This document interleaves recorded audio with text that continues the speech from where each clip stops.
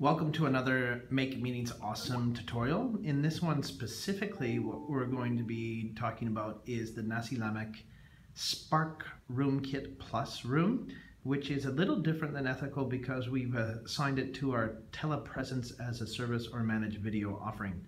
And in doing that, what we are tying it to is specifically to our Jamv Cisco meeting server and the WebEx Cisco collaboration meeting room bridging capability. So to take advantage of it, there's two things that can be done.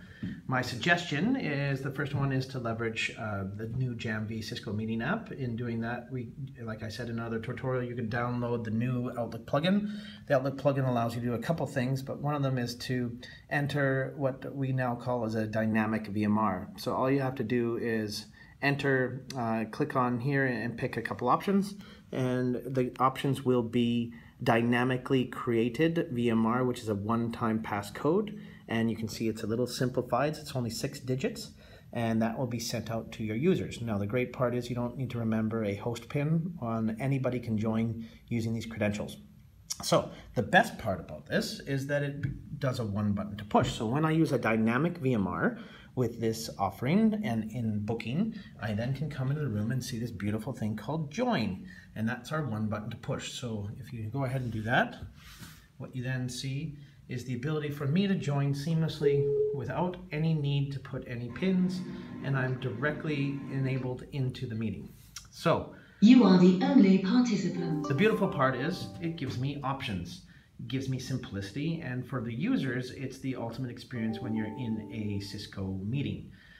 In this case, a Jamv Cisco meeting server meeting. So just want to let you know that on all of our TP enabled rooms, so the boardroom, the IX5000, this room, and Little India, you have the ability to do one button to push. So once again, it requires you to do dynamic VMR. The dynamic VMR is an option that you have to pick based on the other tutorial that I had. And then I'm just going to cancel it here. The other way to take advantage of this beautiful space is to come in here and use your personal meeting room, which is your WebEx details. So for all of you that are in sales, and there's a bunch of salespeople that sit over here that are going to be selling to customers that want Cisco solutions or to working with Cisco directly, I recommend strongly that you get your WebEx personal meeting room set up and all the credentials. Now what we need to do here is talk about how to call. So when I come into this space, there's no phone required because I'm bringing people into a bridge, and that bridge is beautifully centered around my details. So it's chad.tadacom.webex.com, and I'm just going to hit call because it was already in there. And this is what simplifies your world because it's personal, and you send the video ID and details out to people to join on the WebEx cloud connected audio from a PSTN perspective, from their browser, from WebRTC, and from their client, and then mobile client as well as video endpoints. So you can see that it's dialing Chad at tadacom.webex.com. Many of you will have your name at Tadacom, APJ, or APAC. Now, it's asking for my host pin. So with all of the personal meeting room tutorials, I told you you need to set up a personal meeting room pin, which you need to enter as the host.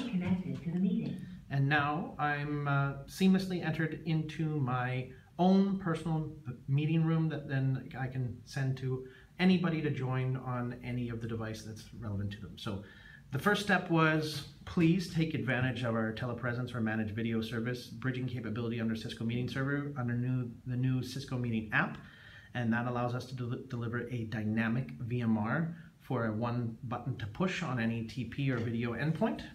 And I'm gonna just cancel that there.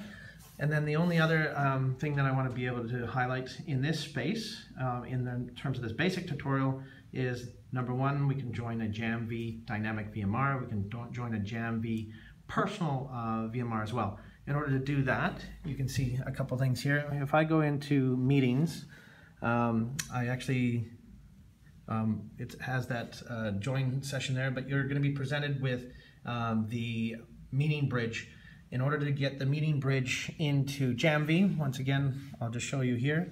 There's a couple, we have a directory that you can join the Jamv on demand or the Tata GMX, which is our legacy bridge for interconnect. But you can either hit Jamv here, which is in the directory, or you can type in meeting @jamv.com. And that's what we call SIP URI dialing. So that will ask then for your personal VMR details or the details that were presented to you in a meeting. All right. Look forward to getting your feedback, getting you experience with this room. And the only other option that I want to highlight is in this space, we've enabled the very long HDMI cable so you can come into the space and share by HDMI. Okay, so that will allow you then to automatically share. It's going to recognize my HDMI signal and then present it on both displays. We're working with IT to open up the Proximity app, which allows you to use a Cisco app to do wireless sharing as well. Unlike the Spark rooms where you have the Spark app, this requires a Proximity app. So looking forward to your feedback. I really want people to really leverage this space and enjoy having very effective Cisco meetings from this meeting room. Take care and make sure you make your meetings awesome. Bye-bye.